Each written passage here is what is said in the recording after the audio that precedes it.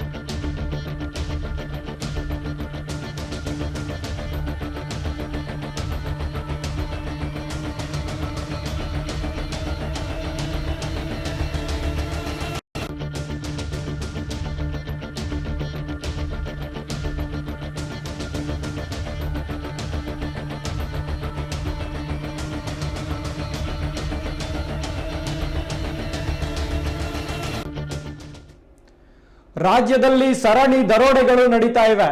ಮೊನ್ನೆ ಬೀದರ್, ನಿನ್ನೆ ಮಂಗಳೂರು, ಹಲವು ಕಡೆ ದರೋಡೆ ಯತ್ನಗಳು ಸಹ ನಡೆದಿವೆ. ಆ ಹಿನ್ನೆಲೆಯಲ್ಲಿ ಕರ್ನಾಟಕ ಪೊಲೀಸರು ಎಚ್ಚೆತ್ತುಕೊಂಡಿದ್ದಾರೆ. ಬ್ಯಾಂಕ್ ಮತ್ತು ಎಟಿಎಂ ತಪಾಸಣಾ ಕಾರ್ಯ ರಾಜ್ಯದ ಹಲವು ಕಡೆ ನಡೀತಾ ಇದೆ. ಸರಣಿ ದರೋಡೆ ಮೂಲಕ ಕೋಟಿ ಕೋಟಿ ವಂಚನೆ ಮಾಡಿರುವ ಪೊಲೀಸರು ನಿದ್ದೆಗೆಡಿಸಿದೆ. ಈ ಹಿನ್ನೆಲೆಯಲ್ಲಿ ಬ್ಯಾಂಕ್ ಮತ್ತು ಎಟಿಎಂ ಕೇಂದ್ರಗಳಿಗೆ ಭೇಟಿ ನೀಡಿ ಸಿಸಿಟಿವಿ ಕ್ಯಾಮೆರಾ ಭದ್ರತೆಯನ್ನು ಪರಿಶೀಲನೆ ನಡೆಸಲಾಗುತ್ತಿದೆ. ಉತ್ತರ ಕನ್ನಡ, ಶಿವಮೊಗ್ಗ, ಧಾರವಾಡ ಸೇರಿದಂತೆ ಹಲವಾರು ಕಡೆ ಪೊಲೀಸರು ತೀವ್ರ ಕಟ್ಟೆಚ್ಚರ ವಹಿಸಿದ್ದಾರೆ. ಬ್ಯಾಂಕ್ನಲ್ಲಿ ಯಾವೆಲ್ಲ ಕ್ರಮಗಳು ಕೈಗೊಳ್ಳಲಾಗಿದೆ, ಏನಾದರೂ ಲೋಪದೋಷಗಳು ಇದೆಯಾ ಅನ್ನೋದನ್ನ ಪೊಲೀಸರು ಪರಿಶೀಲನೆ ನಡೆಸುತ್ತಿದ್ದಾರೆ.